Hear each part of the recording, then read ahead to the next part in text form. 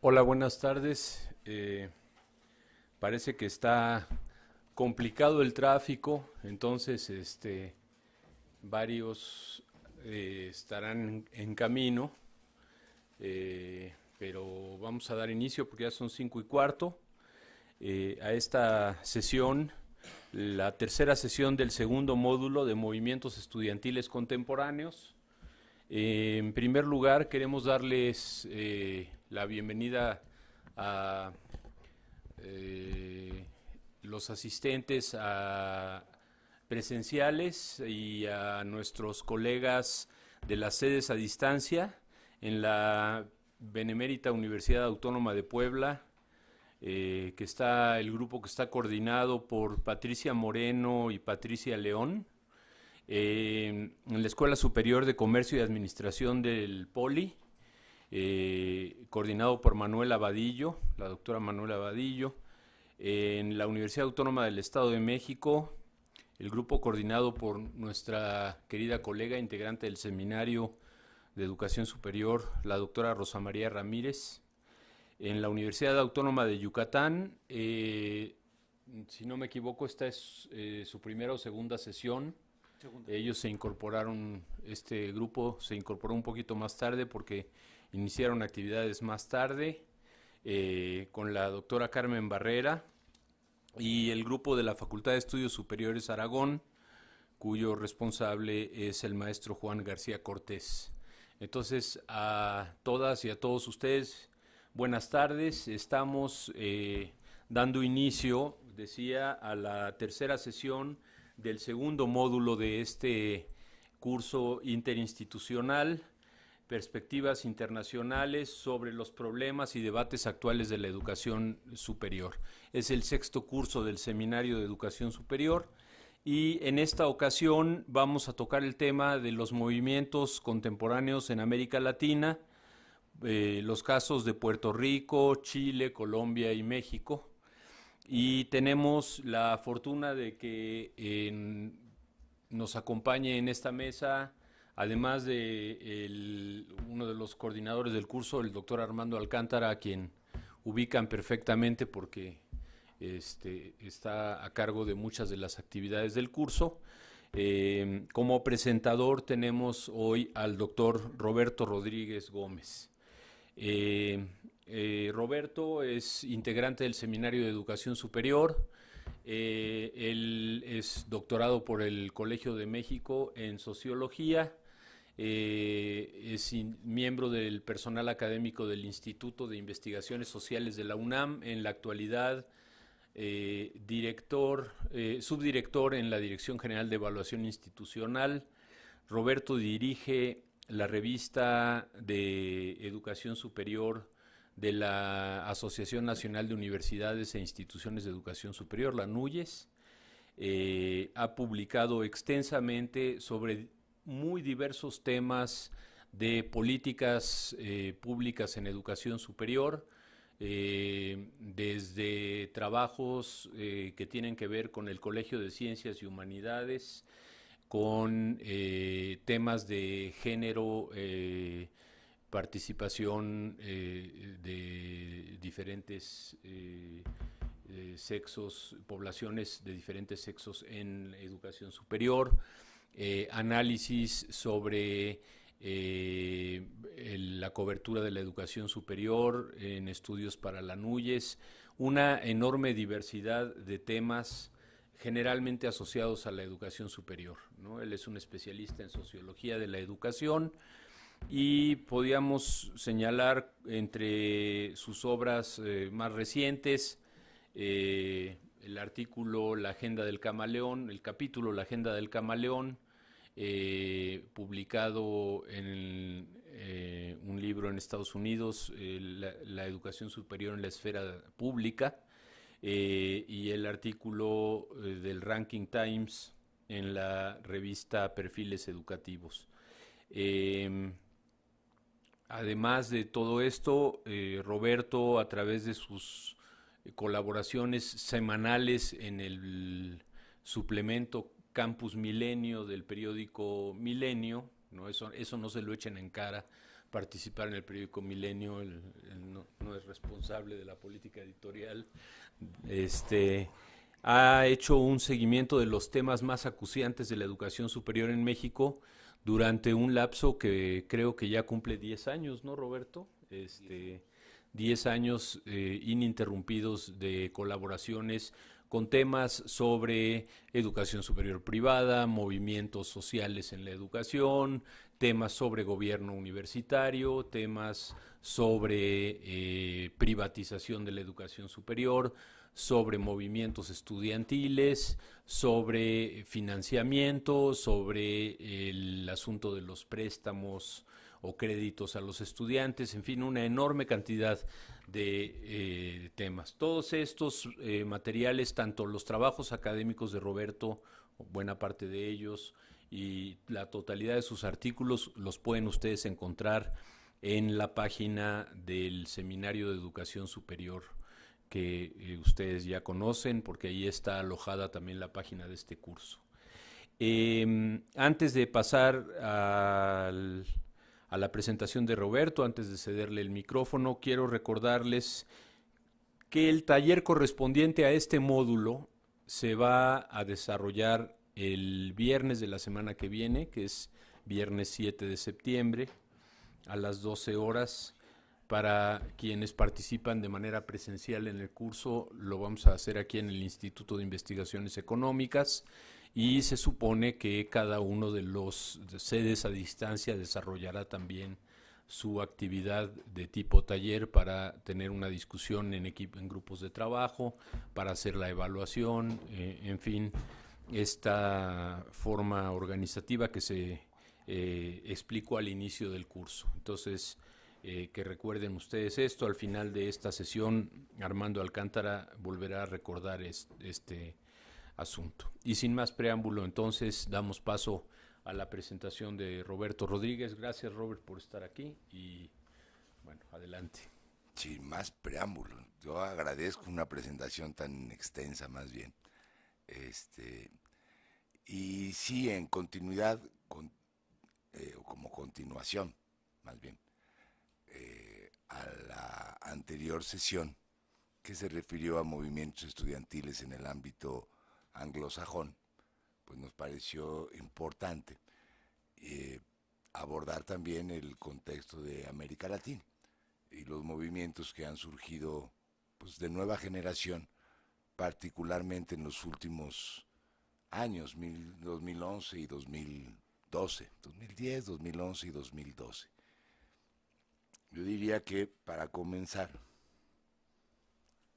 este conjunto de movimientos tienen un contexto, una condición que permite, si no explicar una causalidad, por lo menos los términos de una convergencia. Este contexto es la crisis económica global y los efectos de la crisis económica global sobre las finanzas públicas y por lo tanto las posibilidades y los márgenes de maniobra de los estados para apoyar a los sistemas de educación superior pública, por un lado.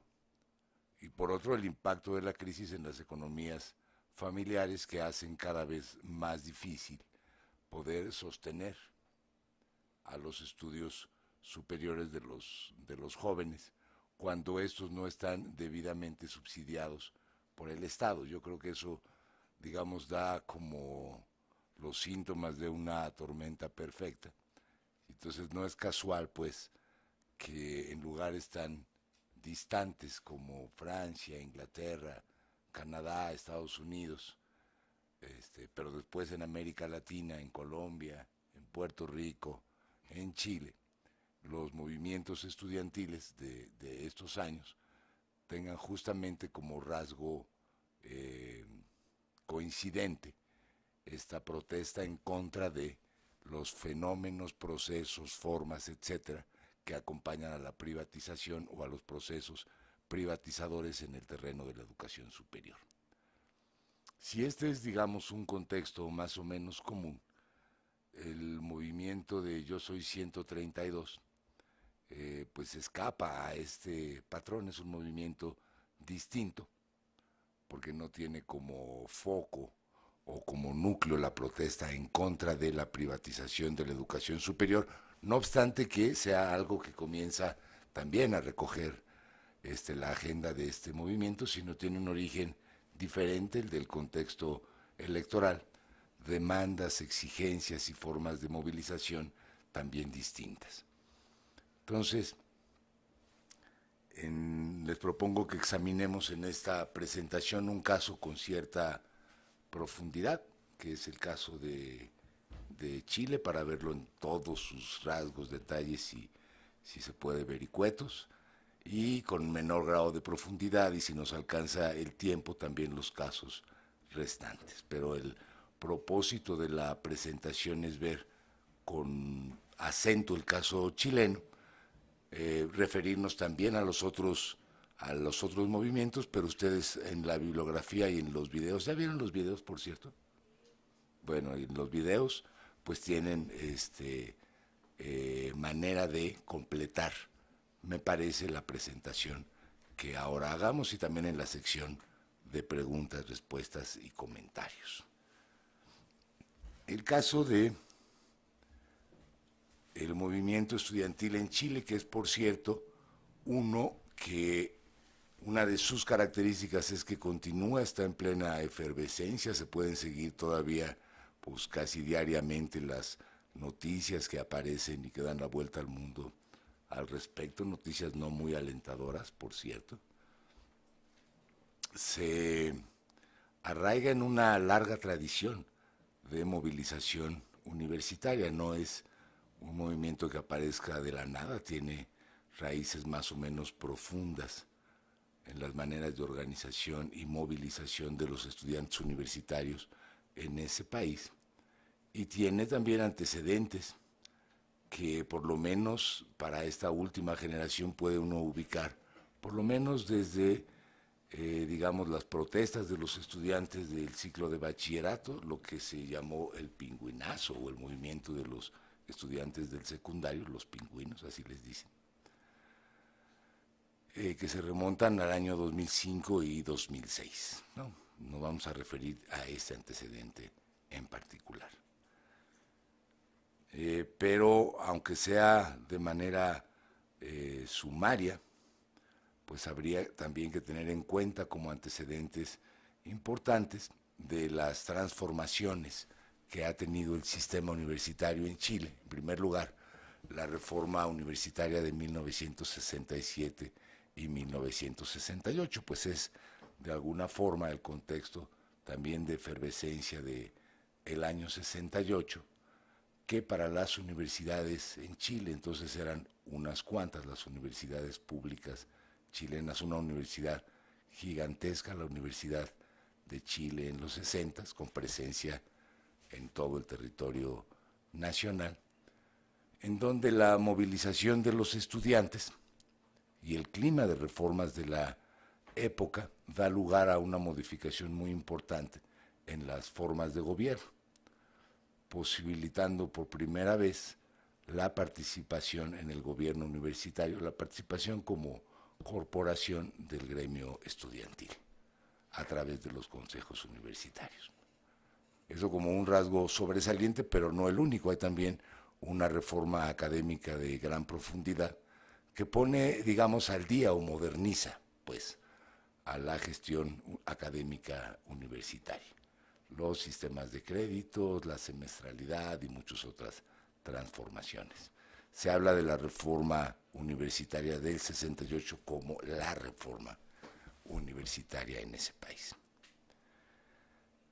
Del 68 al 73, digamos en el marco del corrimiento hacia la izquierda, si se quiere llamar así, el movimiento de la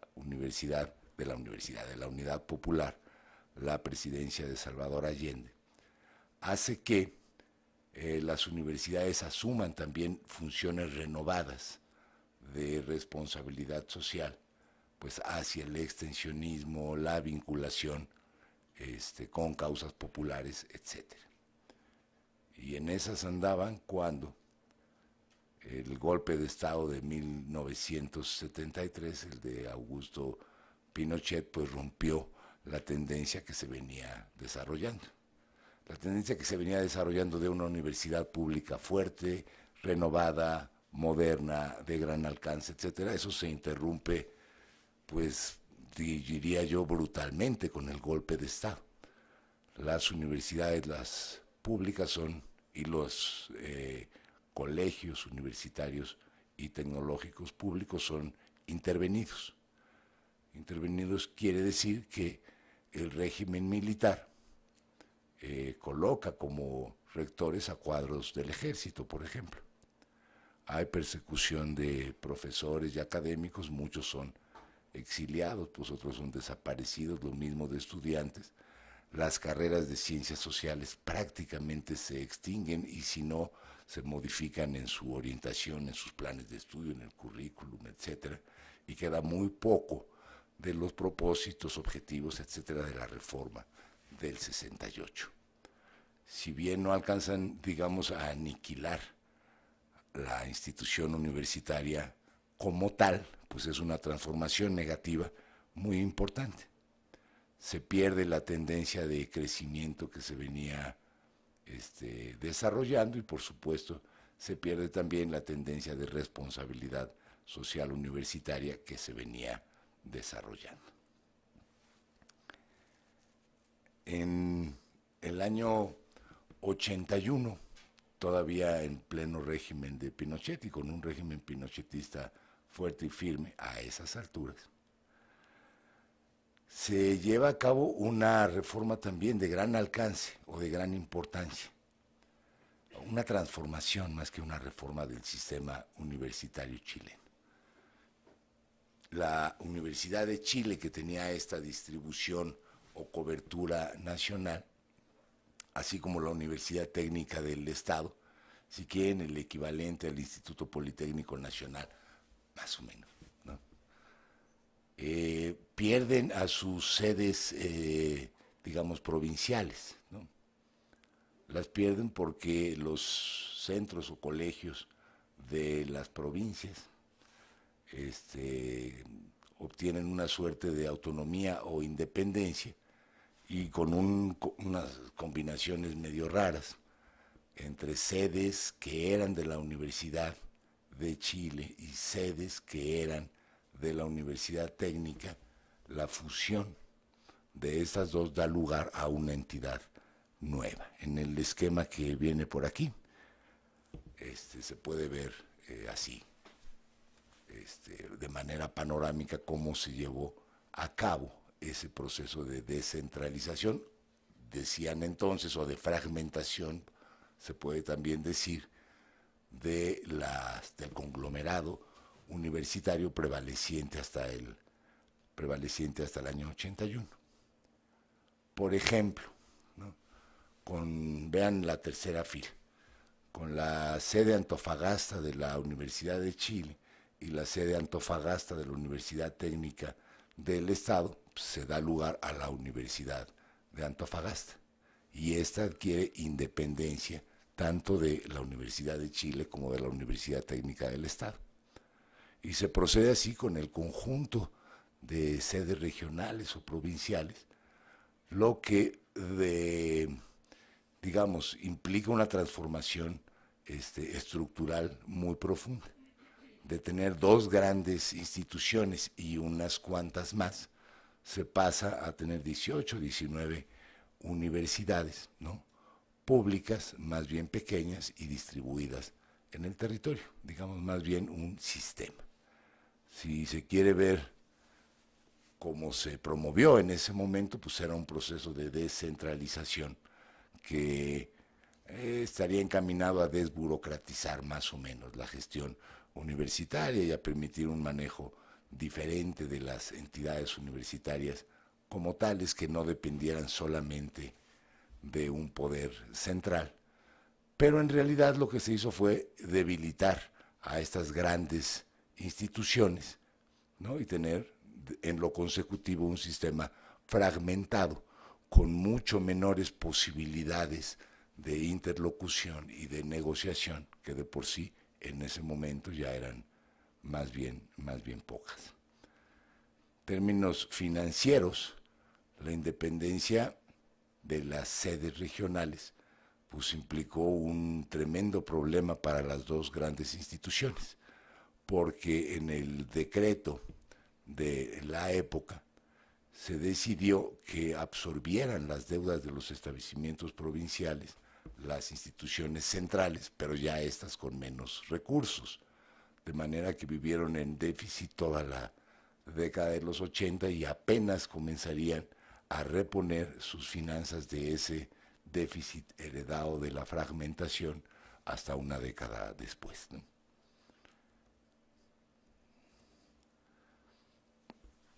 Segundo asunto importante de la reforma del 81 fue un principio de diversificación del subsidio público.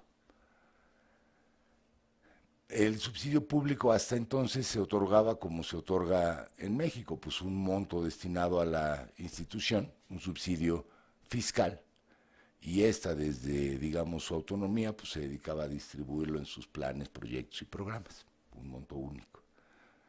Pero se crean a partir de la ley del 81, de la transformación del 81, dos vías de subsidio diferenciales. Una, el AFD o aporte fiscal directo, que es presupuesto directo o subsidio a la institución como tal, para su gasto operativo, ¿no? La otra es el aporte fiscal indirecto, y esta fue la primera vez que se experimentó en nuestro contexto, algo que después sería una regla generalizada, ¿no? Es decir, el contar con recursos por vías concursables, por ejemplo, ¿no? Es decir, un aporte fiscal indirecto a través de la participación en proyectos de investigación o a través de las becas que reciben los estudiantes o a través de, bueno, programas de incentivos, como tenemos ahora nuestros fondos extraordinarios en México. Pero ahí se experimenta por primera vez esta doble vertiente, ¿no? La del aporte fiscal directo y la del aporte fiscal indirecto. Un tercer punto de importancia en la transformación del 81 fue el control legal de los títulos universitarios. Este es un punto sutil porque no estamos acostumbrados a esa normativa, es muy distinta de la que existe en nuestro país, en que hay la distinción entre el grado de licenciatura que otorga la universidad y el título profesional como tal que reconoce el Estado. En su origen, en el 81, ahora se ha transformado, ha crecido, pues se reconocían únicamente 12 títulos universitarios, ¿no?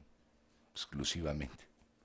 Esos eran los que reconocía el Estado, de manera que las licenciaturas iban hacia esas titulaciones, pero hay esa distinción.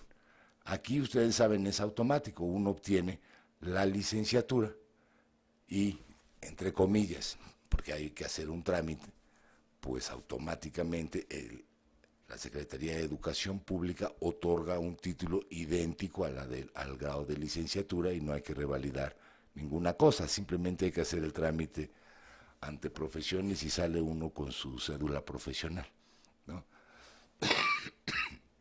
Acá implicó más bien un asunto de control de parte del Estado de los títulos otorgados, lo que significó en ese momento pues también una especie de acotamiento o quita de un privilegio autonómico reconocido hasta ese momento. Bueno, y la implantación de todo tipo a partir de entonces de sistemas de estímulo y de pago por mérito, ¿no? Por productividad, etc.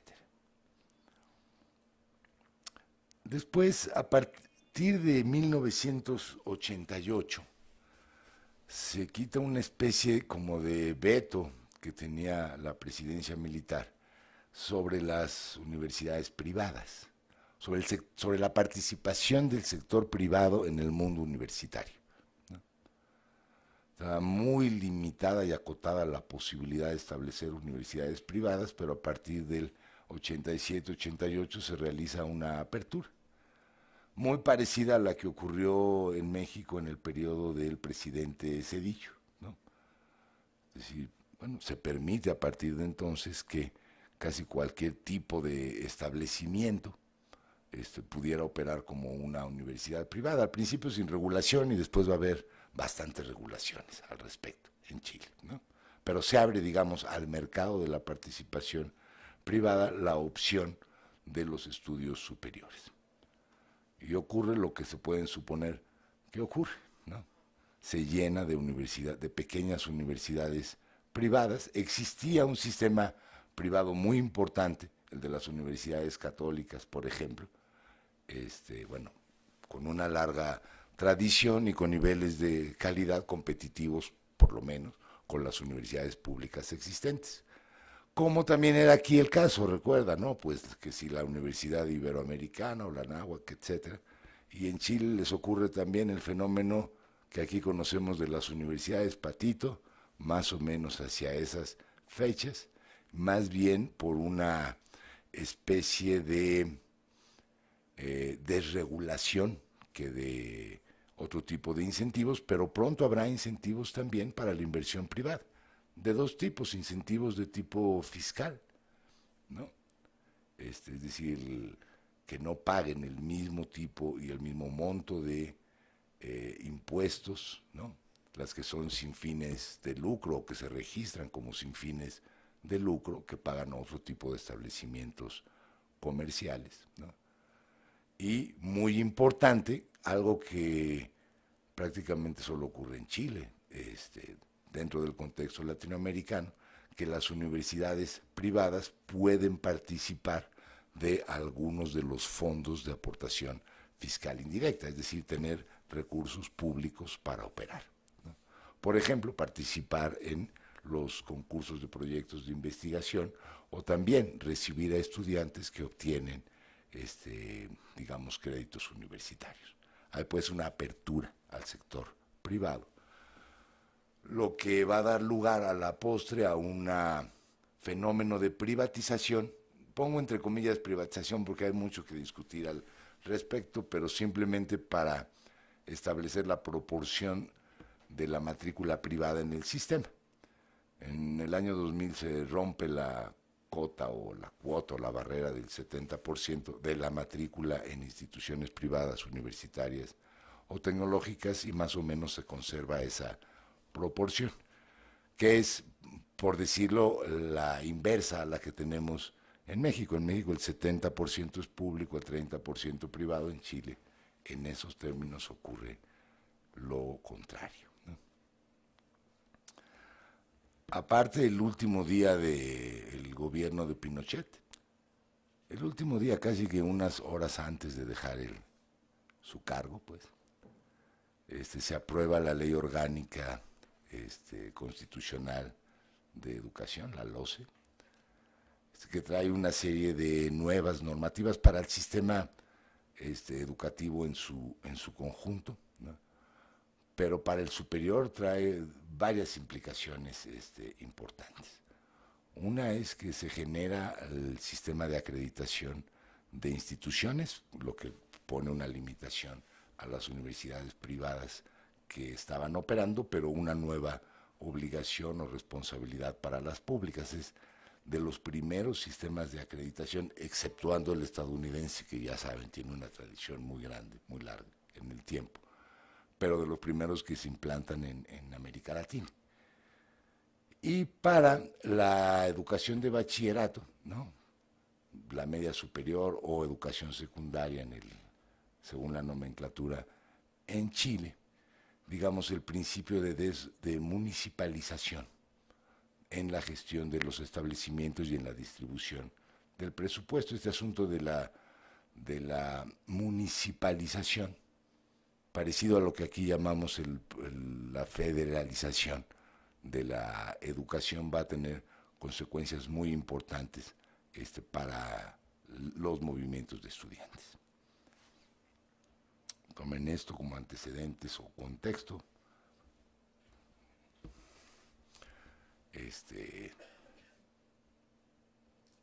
Pero además de digamos, contexto que tiene que ver con la historia y la trayectoria del sistema en Chile, pues hay una serie de digamos, puntos de referencia de contexto, de coyuntura más bien que de contexto, que nos permiten entender algunas de las causas de la movilización universitaria más reciente. En primer lugar, los efectos de la crisis del 2008 en la economía chilena fueron grandes y profundos.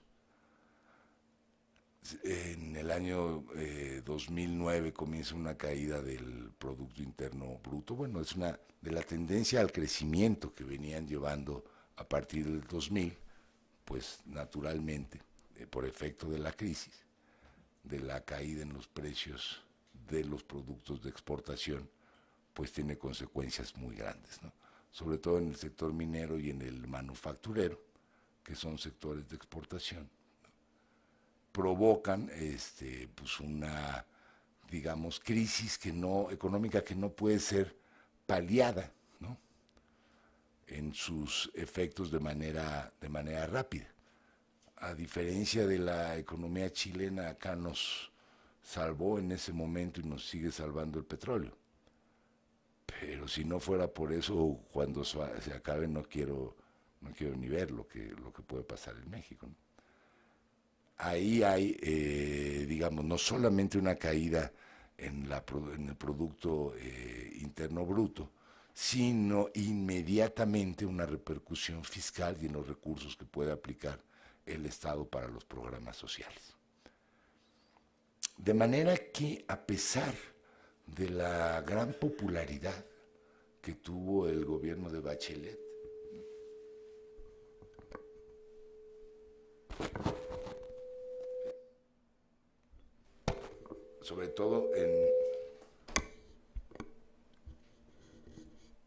sobre todo al final de su mandato, termina el periodo de Bachelet con enorme popularidad. De todas maneras es derrotada, no ella por supuesto, sino la Concertación en las urnas, ¿no? Porque Chile está puesto en una coyuntura de crisis económica a la que no se le ve una salida inmediata desde las propuestas, digamos, sociales del Centro Democrático chileno. También es un punto de referencia importante lo que ya hemos llamado aquí la burbuja de los créditos estudiantiles, la magnitud de la cartera vencida, de los créditos no pagados, de los créditos incobrables, y también una expectativa de recuperación de los créditos muy negativa, ¿no? Hacia el año 2008-2009, la Asociación de Rectores, ¿no?, viene realizando un conjunto de propuestas desde las universidades públicas, pero también desde las privadas reunidas en el Consejo de Rectores, ¿no?, de universidades chilenas, para la transformación, una suerte de diagnóstico de problemática y propuestas, ¿no? Vienen haciendo una especie de lobby para impulsar la transformación de las instituciones universitarias. Es otro punto importante en el contexto y va a jugar un papel. Los movimientos estudiantiles previos, en particular,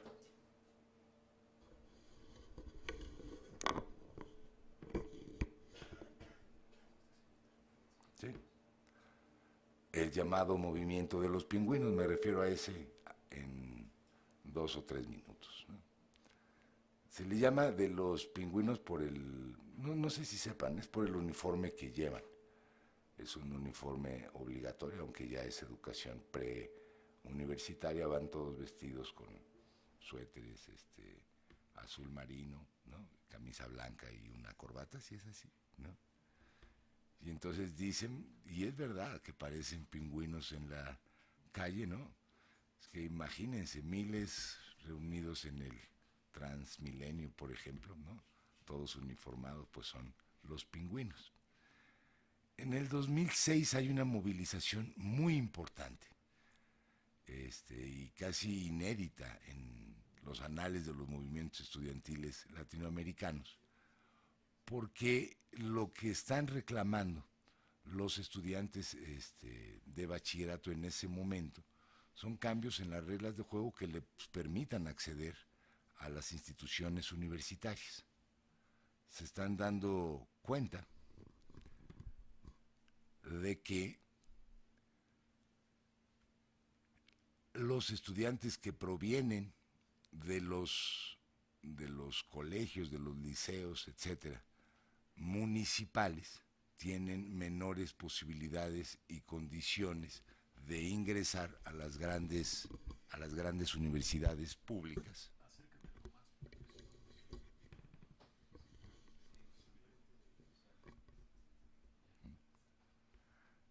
En contraste con los chances que tienen los que estudian en los liceos y colegios particulares de la capital del país, ¿no? Entonces dicen, bueno, esta política de municipalización de la gestión de los colegios, pues está dando resultados que son adversos para los estudiantes, limitando sus posibilidades de ingreso. O sea, parecía como una movilización en favor de la calidad educativa, algo que no se había visto nunca en ninguna parte, digamos, ¿no? Lo que están exigiendo es un cambio de las reglas de juego. También tenían demandas económicas por ahí, digamos, mejores prestaciones, por ejemplo, para transporte, que la prestación de, digamos, un boleto para el Transmilenio tuviera otra temporalidad y que sirviera no nada más para esa forma de transporte, sino para otras, etcétera, ¿no? Los estudiantes, los pingüinos en el 2006 logran una negociación con el gobierno de Bachelet que proyecta la solución hacia el futuro y hacia el futuro medio remoto, que era la transformación de la normativa que dio lugar a la municipalización de los liceos, la ley orgánica constitucional de enseñanza, que se reformara esa ley, ¿no? Y que hubiera nuevas y mejores condiciones para participar en condiciones equitativas en las reglas para el acceso a las universidades. Fueron más o menos los términos de la negociación. También lograron algunas de las demandas más de bienestar estudiantil que proponían. A final de cuentas, lo que la ley esa de la LOCE fue finalmente reformada hasta el 2009 y con mucho trabajo, y de ninguna manera logró los efectos que el propio movimiento perseguía, ¿no? Y sigue estando pendiente la desmunicipalización. Se dice que eso solo se puede hacer de manera gradual y tengan paciencia, etcétera, y por ello al movimiento universitario de hoy lo sigue acompañando una representación de los estudiantes secundarios que es muy significativa, tanto en términos numéricos, como también en la importancia política de que esté movilizado el conjunto del estudiantado y no solamente los estudiantes de las universidades. Otro tema de la coyuntura, no es para nada irrelevante, fueron las secuelas del terremoto de 2010. Igual que en México, en el terremoto del 85 trajo una transformación profunda de todo, ¿no? Y el movimiento de los estudiantes en el 86 en México, ¿no? Tiene uno de sus antecedentes el temblor del 85, ustedes lo saben, ¿no? Igual en Chile el terremoto de el 2010 tuvo distintas implicaciones, ¿no?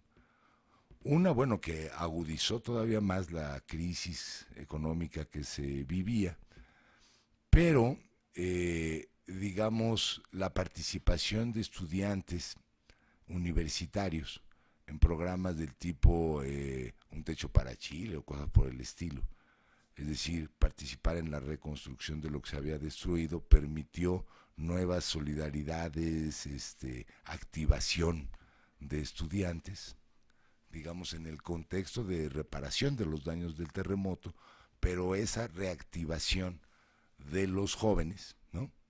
En la dinámica reconstructiva, pues digamos que es un elemento importante en la dinámica de movilización que vendría un año después, ¿no?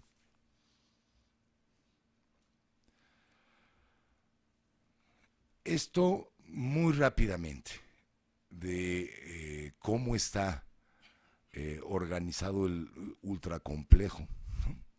Ultracomplejo para una óptica como la de nosotros, sistema de financiamiento público de las universidades chilenas, ¿no?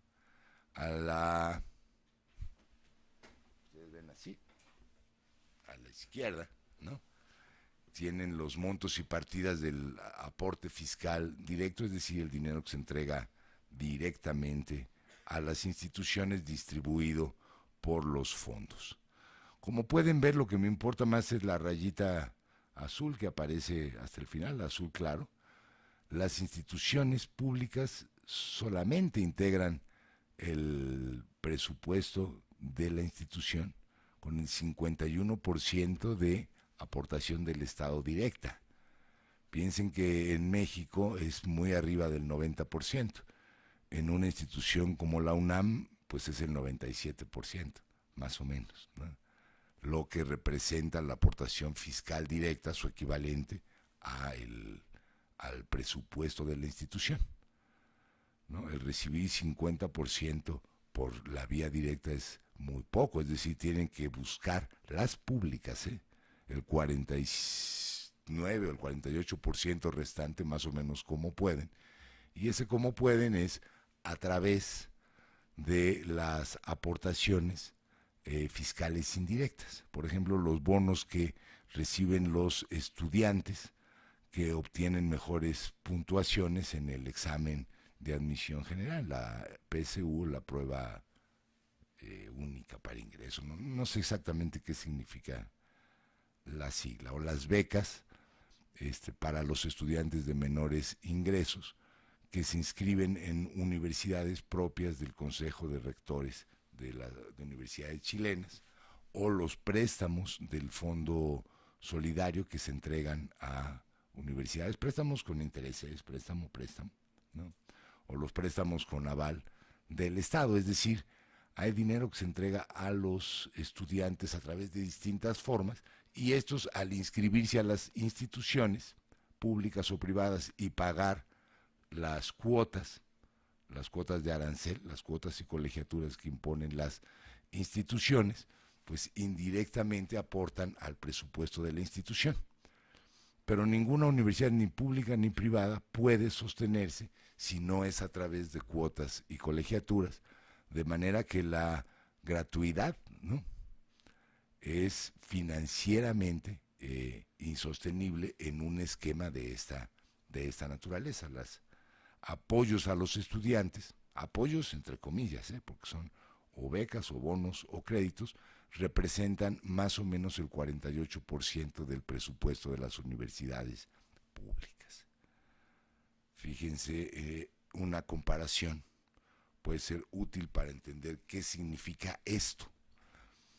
Una universidad mexicana como la Autónoma de San Luis Potosí, puse esa porque es de las que cobran colegiaturas caras, ¿no?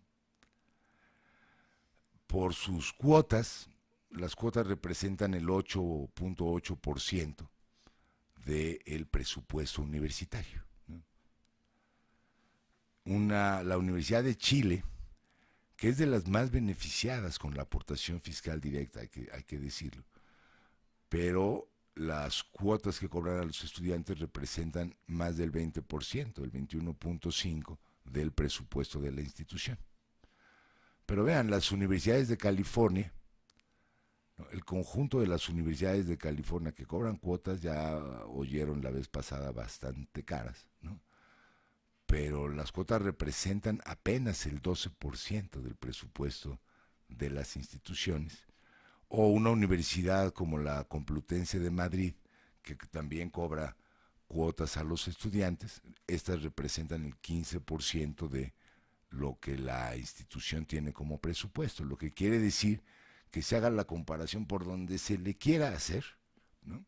Las universidades públicas de Chile tienen este digamos, elemento de privatización dentro de ellas, de manera que no es de extrañar que los movimientos de estudiantes se estén enfocando justamente en esa vertiente.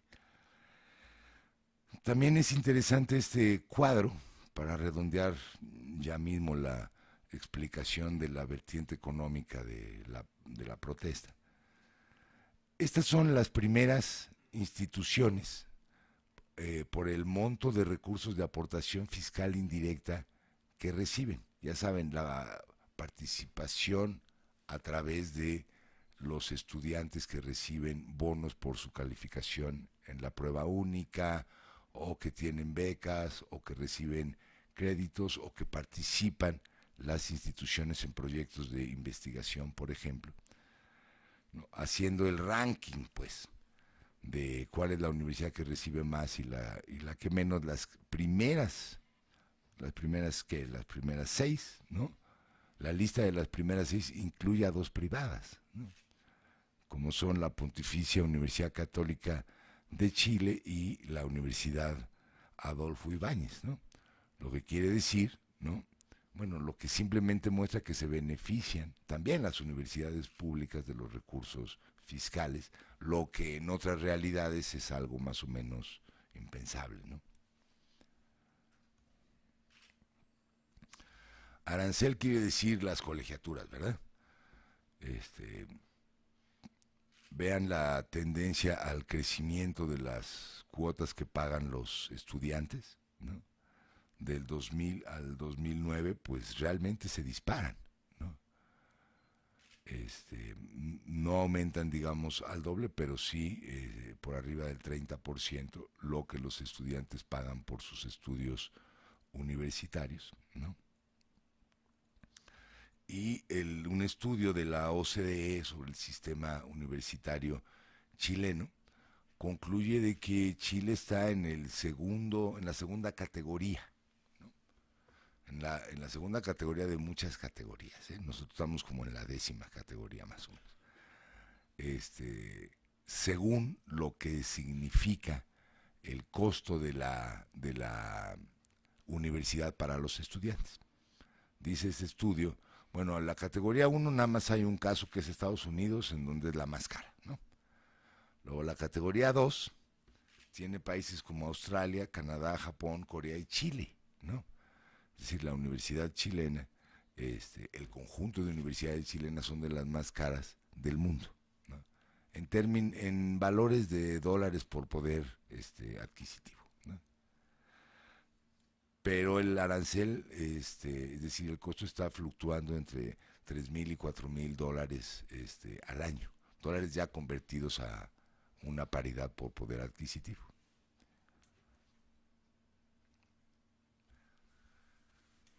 Bueno, en el 2009, ¿no? Todavía previo al estallido del movimiento, este Consejo de Rectores, que congrega a las universidades públicas y a las privadas de más tradición,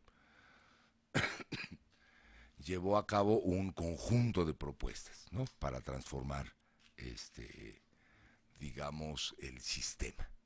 Propuestas que incluían, bueno, la renovación del currículum y del sistema de ciencia y tecnología, la internacionalización, crear una subsecretaría para educación superior, ciencia y tecnología, hacer acreditación obligatoria, ampliar muchísimo el esquema de becas para los estudiantes de menores ingresos, hasta llegar por lo menos al 60% de la población matriculada, la de menores recursos, etc. Es decir, son los últimos 2 puntos lo que tiene que ver con ello, que se otorguen becas directas a los estudiantes de quintiles 1 a 3. Quintiles 1 a 3 es al 60%, ¿verdad?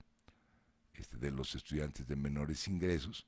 Al siguiente quintil, es decir, al cuarto quintil, que se le garanticen créditos para el pago de las colegiaturas en condiciones preferenciales, de manera que nada más quedaría el último quintil que tendría que pagar por la educación de manera plana, ¿no?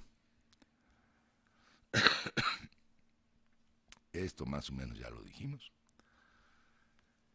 Y el que, bueno, ya lo dijimos, pero lo volvemos a decir. Pierde la concertación en Chile. Bueno, hay un montón de partidos, pero hay dos polos, ¿no? Estos dos conglomerados de partidos que tradicionalmente, a partir de la reinstauración de la democracia, pues compiten por el poder. Uno es, digamos, el partido centrista, muy heredero de la configuración de partidos que había desde la Unidad Popular, salvo que el Partido Comunista no participa en el bloque de la concertación, entonces es como de centro-izquierda o más bien de centro, ¿no? Está la democracia cristiana, los partidos centrodemocráticos, etcétera. Se le llama a ese bloque de centro la concertación, y bueno, es el que tradicionalmente ha ganado las elecciones. Y después está el bloque de derecha. Pues en el 2000 a la concertación se le ocurrió la que me parece, o no me parece a mí, la que parecía una mala idea de, después de Bachelet, postular a Eduardo Frei Ruiz-Tagle, quien ya había sido presidente, ¿no? Entonces eso se veía como una suerte de reelección diferida, más o menos, ¿no? Se presenta a la primera ronda y los que pasan a la segunda ronda y la definitiva, el balotaje, pues son Eduardo Frei y Sebastián Piñera, candidato de la derecha partidista, y gana Piñera. Y con ello, por primera vez, gana las elecciones chilenas la derecha, ¿no? Entonces eso abre una etapa nueva y distinta, ciertamente democrática, porque a pesar de que es una victoria no esperada, pues se reconoce tranquilamente y le toca gobernar ahora a la derecha y a ver qué hacen más o menos, ¿no? Bueno, el presidente Piñera pues recoge planteamientos de todo mundo, entre ellos de los rectores que habían venido haciendo su propio caminito para las propuestas de renovación del sistema, y en el segundo informe presidencial, el del 21 de mayo del 2011, ¿no?, hace una propuesta de transformación del sistema universitario, ¿no?, que incluye, bueno, esta idea que traían los rectores de generar una subsecretaría de educación superior, hacer un nuevo trato con las universidades estatales, modificar las reglas del aporte fiscal directo e indirecto, etcétera, etcétera, etcétera, etcétera, mejorar la formación de profesores, ¿no? Algo que parecía que estaba incluido básicamente en las propuestas que el grupo de rectores venía planteando, pero ellos son los primeros en replicar casi inmediatamente de que la propuesta de reforma de Piñera es insuficiente para lo que ellos vienen planteando, sobre todo porque no recoge las demandas de modificación de los sistemas de cuotas y créditos para los estudiantes, ¿no? Y que entonces pedían pues muy atentamente, vamos a sentarnos a plantear una reforma de más largo alcance, ¿no? Algo a lo que el presidente Piñera en ese momento no se opone, pero que dispara una primera, digamos, controversia entre lo que Presidencia está proponiendo como modificación y lo que el grupo de rectores considera prioritario.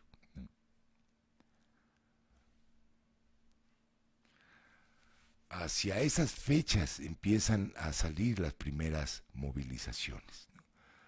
Y son las movilizaciones de junio del 2011, ¿no?, en que los estudiantes universitarios participan, pero como un actor más.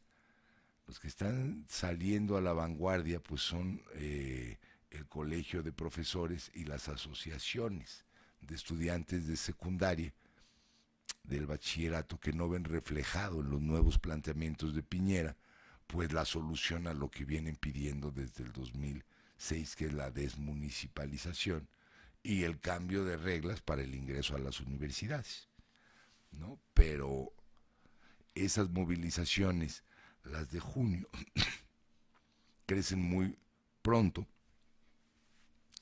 hasta llegar a a finales del mes de junio al paro ciudadano por la educación pública, una de las manifestaciones más grandes de ese año, manifestación pacífica, ¿no? En que salen a la calle los estudiantes del bachillerato, los universitarios, profesores, padres de familia, mineros, sale todo el mundo. Pero en paz y en más o menos calma y en orden, hacer una, digamos, demostración que lo que está proponiendo el presidente es limitado y que hay que ampliar la agenda, ¿no? Hay una contrarréplica el 5 de julio de la presidencia, ¿no? Para decir, bueno, tienen razón, ¿no? Tienen razón, sí entendemos el mensaje de que se estén movilizando, gracias por hacerlo de manera pacífica, y esto nos lleva a replantear y proponemos una cosa nueva, y es el famoso acuerdo GANE, ¿no? Que da un conjunto de nuevas propuestas que ya incluye las económicas o incluye propuestas económicas, ampliar el número de becas, ampliar el presupuesto general para educación, mejorar los sistemas de admisión, acreditación, información y fiscalización y crear una nueva institucionalidad universitaria. Se nos parece que con esta iniciativa damos respuesta a lo que vienen reclamando los estudiantes en la calle. Y le contestan, sí, cómo no. Y bueno, es esta especie de interlocución, un poquito de escaramuzas, ¿no? De lo que vuelves a proponer tampoco nos parece bien, ¿no? Requerimos un mayor compromiso del Estado con la causa educativa, no es una cuestión de unos cuantos pesos, no es una cuestión de un programa aquí y otro programa allá, sino vamos a sentarnos todos los actores, estudiantes, rectores, etcétera, a hacer un planteamiento de fondo, y si hay voluntad de cambio, pues perfectamente se puede hacer porque el clima es propicio, más o menos. Este es muy importante, la convergencia entre la CONFECH, que es la Confederación de Estudiantes de Chile, que agrupa a las distintas federaciones, y el Consejo de Rectores Universitarios de Chile. Se sientan en una mesa que pueden ver en la esquina izquierda, ¿verdad? Los líderes de las federaciones, la CONFECH está integrado por los líderes de las federaciones, aunque tiene una estructura propia, y los rectores, para ver cuáles son los puntos de convergencia en los que pueden ir juntos rectores y movimiento estudiantil. Y bueno, coinciden en una especie de pliego de 18 puntos, en realidad son 17 porque el punto 6 no dice nada, ¿no? Pero trae aspectos generales y ya demandas mucho más puntuales, ¿no? Dicen, esta es nuestra agenda convergente de las autoridades y de los estudiantes. Pero hay ahí un pequeño detalle, el enunciado como punto 17, cuidar el prestigio del movimiento estudiantil y el de las universidades, que los universitarios firman los estudiantes, pero como firman bajo protesta. Dicen, está bien, estamos de acuerdo en que hay que cuidar el prestigio, pero eso no implica desmovilizarnos, ¿eh? Entonces, no vamos a firmar junto con los rectores y después regresar a clase, ¿no? Sino vamos a seguir movilizados hasta que todo esto se cumpla, cosa con la que los rectores no están de acuerdo, ¿no? Y digamos, ese punto que en su origen podía haber dado lugar a una vertiente muy fuerte de convergencia entre rectores y estudiantes comienza a diluirse, ¿no? Los rectores muestran buena voluntad todo el tiempo, diciendo, miren, no se desmovilicen, movilícense adentro de las universidades, ¿no? Hagan asambleas, juntas, etcétera, pero no hay que cerrar las instituciones, ni caer en provocaciones, ni ir al paro, ni nada. Hay que seguir discutiendo dentro del recinto universitario y vamos a seguir juntos. Los estudiantes dicen que van a estudiarlo y a discutirlo, pero al final la posible convergencia se acaba rompiendo.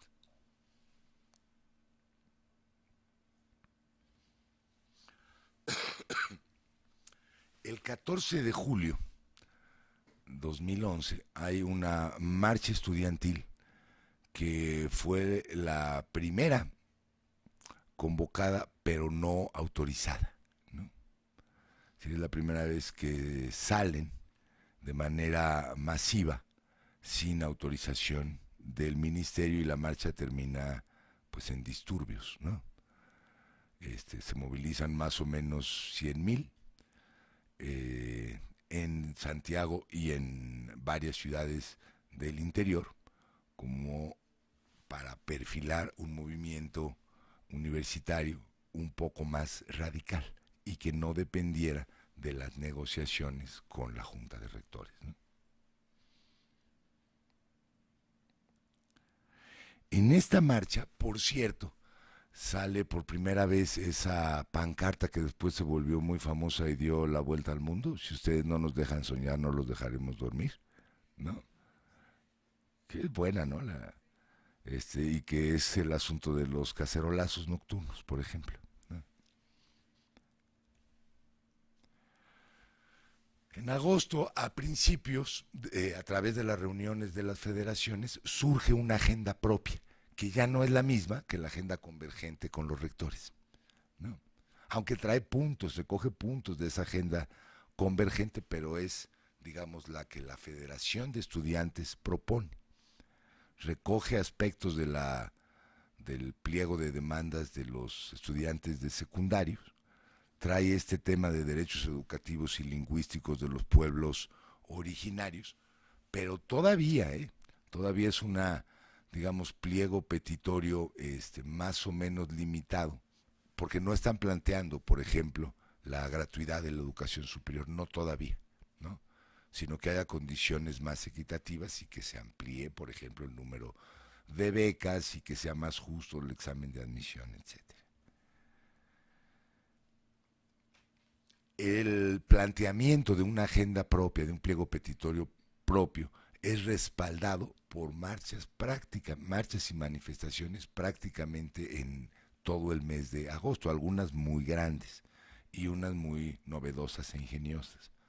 Por ejemplo, la marcha familiar por la educación chilena del 8 y 9 de agosto no fue una marcha muy masiva, pero la idea es que salieran los padres de familia con sus hijos chicos, etcétera, etcétera, a manifestarse, ¿no?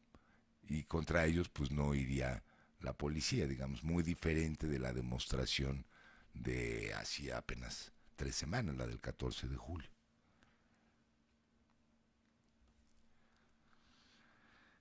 Esta del 18 de agosto, conocida como la Marcha de los Paraguas, ¿no? Porque estaba lloviendo ese día y lloviendo muy fuerte, ¿no?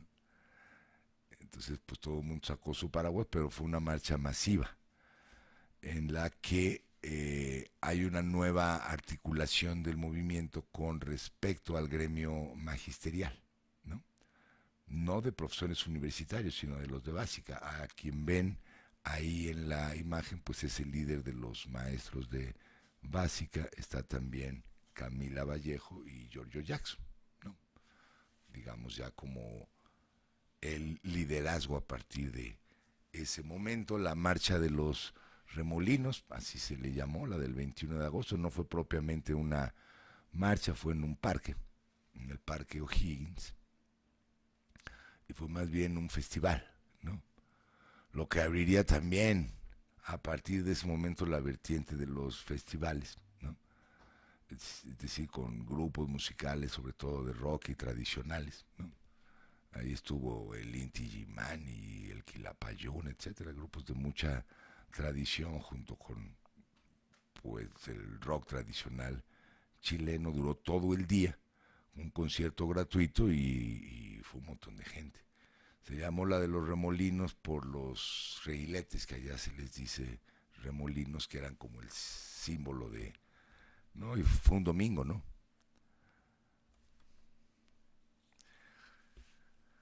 También interesante este intento, el de finales de agosto, de ir hacia el paro nacional apoyado por organizaciones laborales. Este es un punto de quiebre, ¿no? Un punto de inflexión del movimiento chileno, porque la movilización que estaban llevando a cabo los estudiantes universitarios es apoyada por un conjunto de organizaciones sindicales. La muy tradicional Central Única de Trabajadores, el Centro de Salud, el Registro Civil, taxistas, los colectivos, el metro y los correos, es decir, empleados de la burocracia, ¿no? Hay una marcha grande en ese día, pero lo que se proponían, es decir, parar el país, es algo que realmente no se logra, ¿no? Es decir, deja esta sensación paradójica. Sí hay una respuesta de los trabajadores organizados, pero no como se estaba en la expectativa, ¿no?, de articular o de cambiar de nivel la movilización estudiantil, ¿no? Y entonces ganan en posibilidades de articulación, pero pierden en popularidad también, ¿no?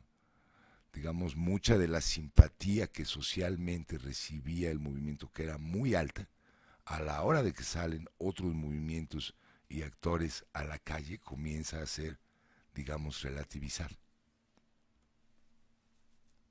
Este es muy bonito, el besatón del 1 de septiembre, ¿no? Pasión por la educación gratuita. Nuestro amor es infinito, nuestro dinero no, ¿no? Bueno, una jornada de besos. Y se llega pues a la primera reunión entre el presidente y los dirigentes. El presidente fue muy criticado por su propio staff, ¿no?, por los secretarios, por buscar una interlocución directa. Un presidente tipo Fox, más o menos, ¿no? De esto lo resuelvo en 15 minutos, me siento y platicamos, y no fue así. Marca el gobierno en qué puntos de los 12 puntos de la agenda estudiantil está de acuerdo y puede iniciar de inmediato cambios. En cuáles hay un acuerdo parcial y se puede discutir, y en cuáles hay diferencias y por lo tanto no se puede negociar, ¿no? Pero el acuerdo final es instalar mesas de trabajos para poder ir hacer transitando una negociación. Entonces, bueno, vamos a poner una mesa de trabajo en donde veamos primero los puntos de financiamiento, después los aspectos académicos, ¿no?, los que tienen que ver con el gobierno universitario, y dejemos las diferencias hasta el final para que lo que vayamos acordando pueda tener un curso de implementación. Los estudiantes están de acuerdo con ese método y también son criticados por pactar con el gobierno, por supuesto, ¿no? Esa fue la propuesta de cronograma. A final de cuentas, nada de eso va a proceder como tal, ¿no? Pero se publica la propuesta de cronograma y daba la impresión de que ya había un camino de salida. Previo a la realización de estas mesas, hay esta reunión de la CONFECH, de la Confederación de Estudiantes de Chile, en Talca, y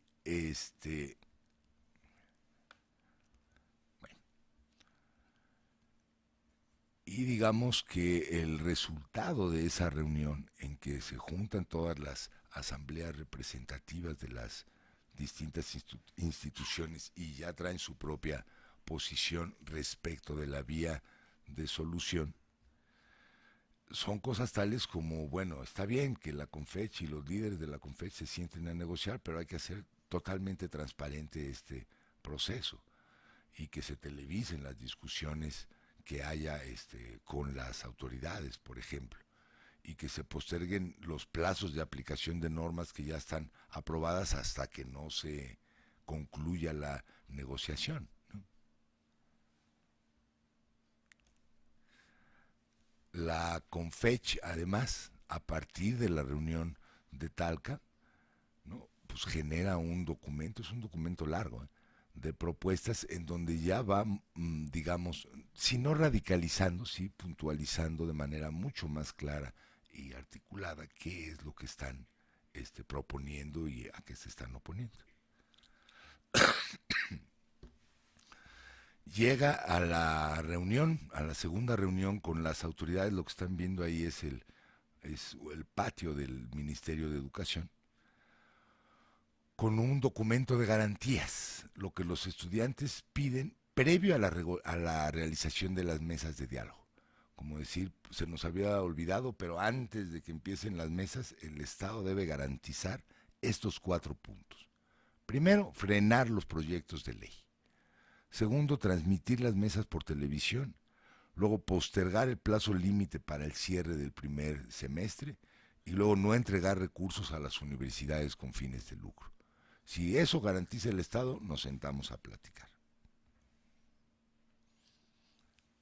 Y el gobierno responde a esas 4 exigencias, que cada universidad decida la recalendarización, ¿no? La que quiera ampliar, amplía, la que no, pues son autónomas, ¿no? Que el freno a los proyectos de ley es factible si la negociación avanza, si no, quitan el freno, ¿no? Que la transmisión de las mesas por TV, pues la televisión no está en manos del Estado, no pueden hacer nada, pero que las partes puedan levantar actas de sesiones y difundirlas, o puedan difundir cómo va progresando las sesiones por vía Twitter o lo que sea, pero no va a haber televisión. Y que no se van a entregar recursos a las universidades con fines de lucros. Hacen una contrapropuesta que no compra la de los estudiantes, la de las garantías tal cual, pero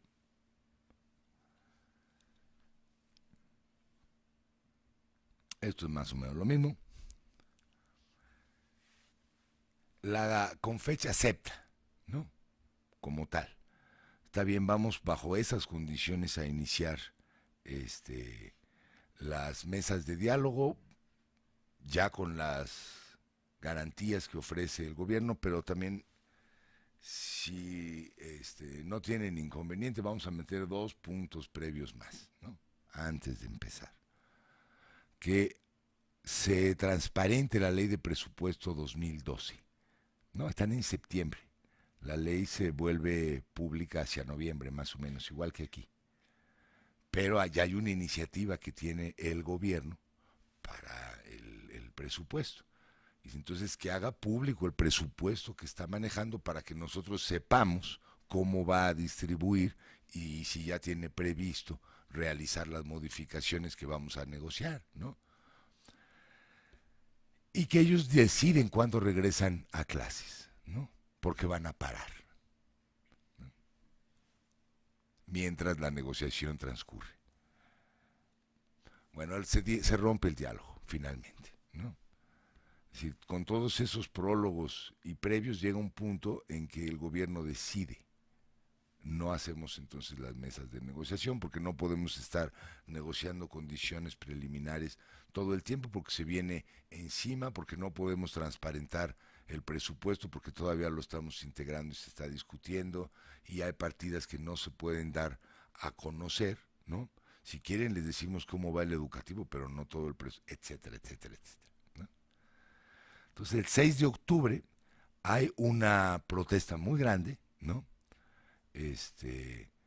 que esto significa que rompamos el diálogo, y a partir del 6 de octubre se articula ya de manera clara y central la demanda educación pública gratuita para todos, ¿no?, que ese se vuelve el foco o el centro de la nueva movilización, ¿no? Ahora, esta protesta del 6 de octubre es muy importante porque cuando termina hay una represión grande, ¿no?, justificada porque siempre que terminan estas manifestaciones, bueno, salen los encapuchados, rompen las cosas, la policía los detiene, pero esta cambia de nivel, ¿no? Hay 132 detenidos al término de la manifestación, sacan las mangueras con agua y etcétera. Hay un grado de represión distinto, ¿no? Y eso marca un punto de inflexión, ¿no? A finales del año, ya digamos, cerrado el ciclo escolar, pasan varias cosas, ¿no? El presupuesto se aprueba, ¿no? Más o menos tal y como venía. Hay una contrapropuesta de que haya una ampliación para el rubro de educación superior. Esta contrapropuesta se vota y gana la derecha, ¿no? De que no se apruebe. Y gana la derecha, por cierto, comprando votos de diputados independientes, los que vendrían siendo aquí los del Verde más o menos, ¿no? Y que ya son también del Verde, por cierto, ¿no? Necesitaban 2 o 3 votos, los consiguen, no pasa la moción del centro de que se amplíe por tal monto el presupuesto de educación, y eso manda una mala señal. O sea, el gobierno ya se ha endurecido en su posición, endurecido también la forma de respuesta a las movilizaciones, al ministro que había venido negociando, ¿no? Lo cambian, y también se renueva la dirigencia estudiantil. Y ese también es un punto de inflexión importante. Contra lo que todo el mundo suponía y algunos esperaban, Camila Vallejo pierde la elección interna, ¿no? De la FECH, de la Federación de Estudiantes de Chile, y gana, digamos, en el bloque quien toma mayor presencia en el liderazgo estudiantil es la izquierda no partidaria, ¿no? O sea, la que no está relacionada, por ejemplo, con el PC, que no quieren ese tipo de articulación o por lo que sea, ¿no? Y entonces quien saldrá en las nuevas ediciones del movimiento, las de este año, es una izquierda distinta. Hay un desgaste, pues, en las dos dirigencias, la del gobierno y la del estudiantado,